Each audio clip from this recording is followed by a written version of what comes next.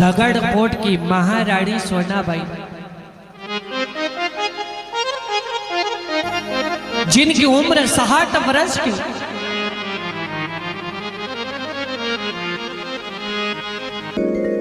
अब महारानी सोनाबाई ने बाबा का नाम को पल्लो पकड़ी लियो। बाबा जी, हमारी उम्र तो 60 साल की हुई गई, पर तुम्हारी कृपा हो जाए और एक लाल को जलम हमारी कोख से हो जाए तो बाबा तुम्हारो सदा सदा जसने भूलो। हे निर्मोही सिंगाजी बाबा, तुमने इस कलयुग का मही कसी लीला करी। जब जब भी तुमका कोई भक्त ने पुकारो, ओ बाबा तुमने वो भक्त ने की पुकार कभी खाली नहीं जान दी। दगड़कोट निमाड़ प्रांत कहां और दगड़कोट न जाने कहां, वहां से बाबा की जब करुण की पुकार महारानी सोनाबाई ने लगाई तो ये सिंगाजी बाबा को सुनी गई और सिंगाजी बाबा की कृपा से महारानी सोनाबाई दगड़कोट की, जेकी उम्र 60 साल की थी, सोनाबाई सिंगाजी बाबा की कृपा से गर्भवती हुई गई।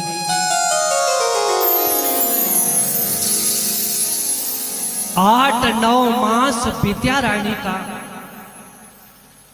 दगड़कोट का अंदर सिंगाजी बाबा की कृपा से एक सुंदर बालक ने जन्म लियो, जिसको नाम सूर्याल सिंह रखे गयो।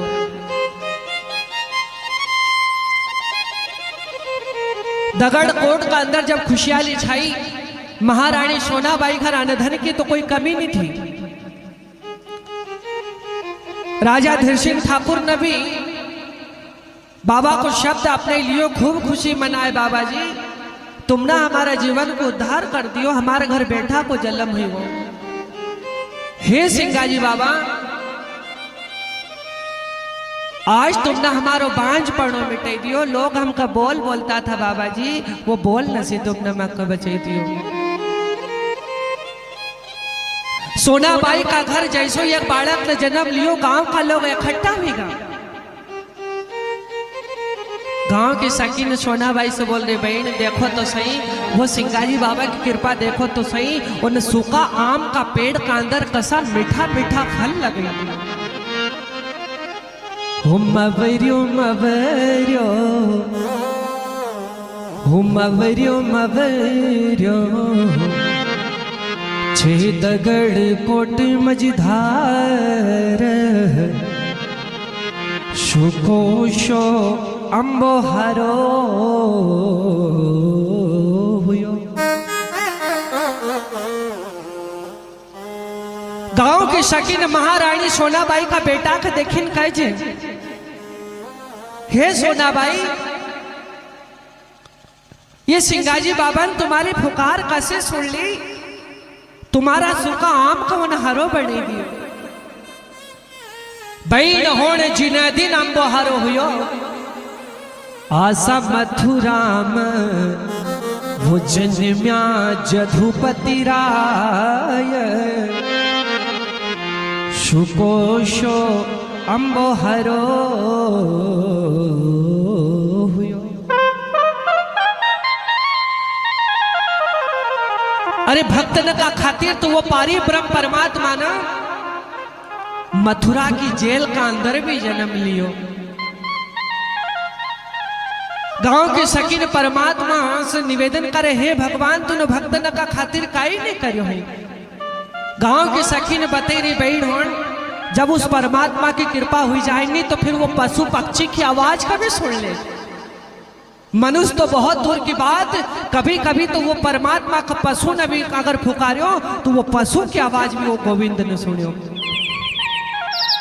आसो इतिहास साक्षी छे। हो बहन होन जिन दिन,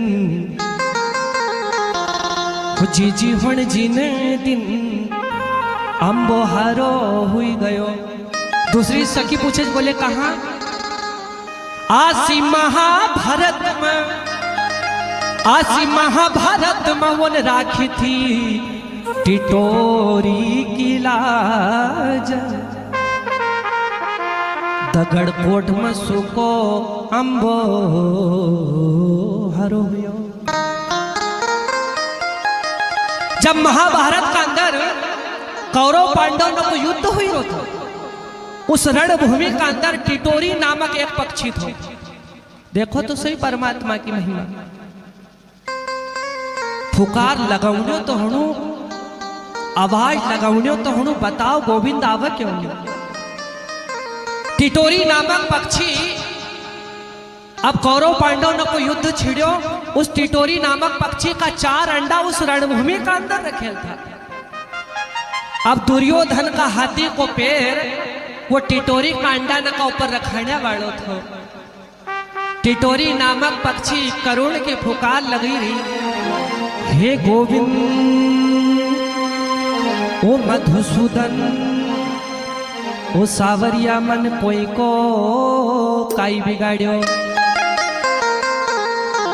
हे पारी ब्रह्म परमात्मा, हे श्री कृष्ण चंद्र जी, बड़ा बड़ा महारथी न को युद्ध हुई रो और महारा बच्चा ने नहीं इनको काई बिगाड़ियो।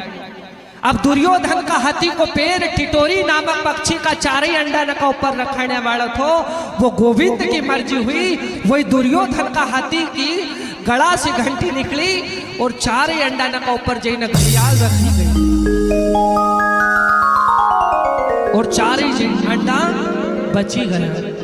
आरती में भी लिखेल छे कि महाभारत का मां टिटोरी अरज करे, धन हो श्री महाराज गज घड़ियाल धरे। दुर्योधन का हाथी को पैर रखौना से पहले गला की घंटे गिरी गई और 4 ही अंडा न। बताओ, जब पशु पक्षी की आवाज का परमात्मा सुना, हम तो मनुष्य आए, कभी फुकार लगई न देख जो तो सही, क्यों नहीं हमारी मनोकामना पूर्ण करे।